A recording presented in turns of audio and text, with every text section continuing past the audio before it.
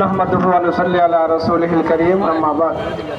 ইসলামী আন্দোলন বাংলাদেশ ঢাকা মহানগর উত্তর দক্ষিণ আয়োজিত আজকের এই বিক্ষোভ মিছিল পূর্ব সমাবেশের সংগ্রামী সভাপতি, আজকের সমাবেশের প্রধান অতিথি, এদেশে ইসলামী আন্দোলনের অপ্রতিরোধ্য বীর সিপাহসালার হযরত পীর সাহেব হুজুর চরমনাই, কেন্দ্রীয় জাতীয় নেতৃবৃন্দ, সমবেত ভাই ও বন্ধুগণ, সংগ্রামী ভাইয়ের আমার, আজকে আমরা বিভিন্ন দাবি নিয়ে রাজপথে নেমে এসেছি। আমরা জুলাই সনদের আইনি ভিত্তি দাবি করেছি। এর আগে আমরা সংবাদ সম্মেলন করে আমাদের মোহতারাম আমির জুলাই সনদের উপর কতগুলো সংশোধনী দিয়েছিলেন। এই সনদের মধ্যে পিলখানা বিষয়টিকে আনা হয় নাই, সাপলার হত্যাকাণ্ডকে আনা হয় নাই। আমরা এই সংশোধনী দিয়েছিলাম। আমরা বলবো এই জুলাই সনদে এইগুলোকে ইনক্লুড করতে হবে, সাথে সাথে আইনি ভিত্তি তৈরি করতে হবে।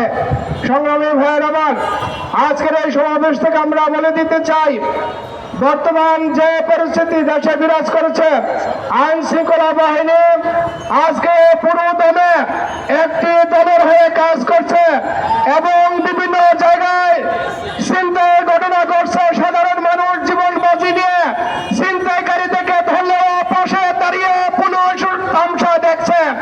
আমরা বলে দিতে চাই, আইন শৃঙ্খলা বাহিনী যদি পুরো দমে কাজ করতে ব্যর্থ হয়, তাহলে আইন উপদেষ্টাকে এই বিষয়ে কার্যকরী পদক্ষেপ গ্রহণ করতে হবে।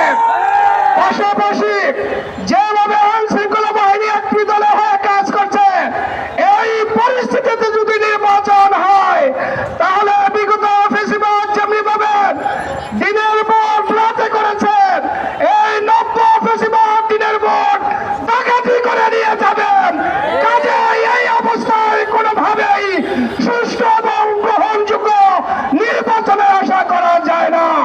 প্রিয় ভাইয়ের আমার, আমরা সরকারের কাছে দাবি করছি, আপনারা আইন শৃঙ্খলা পরিস্থিতি নিয়ন্ত্রণে আনুন। পাশাপাশি বাজারের সিন্ডিকেট আবার শুরু হয়েছে, আপনারা নিত্য পণ্যের বাজারের সিন্ডিকেট ভেঙে দিন।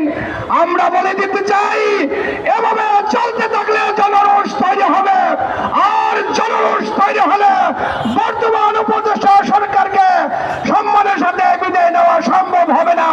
কাজেই আপনারা যেমনি ভাবে বিপুল জনসমর্থন নিয়ে ক্ষমতায় অধিষ্ঠিত হয়েছেন, জনগণের স্বার্থে আপনারা কাজ করুন, জনগণ আপনাদের পাশে থাকবে ইনশাআল্লাহ।